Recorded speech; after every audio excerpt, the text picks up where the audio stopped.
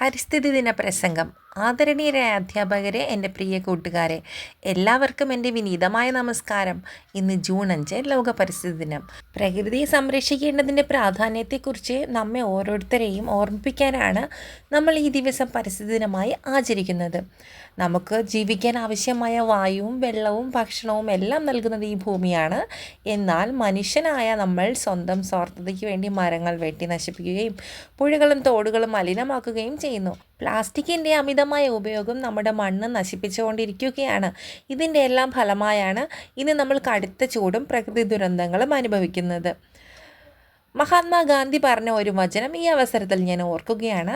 പ്രകൃതിയിൽ മനുഷ്യൻ്റെ ആവശ്യത്തിനുള്ളതെല്ലാം ഉണ്ട്, എന്നാൽ അവൻ്റെ അത്യാഗ്രഹത്തിനുള്ളതില്ല.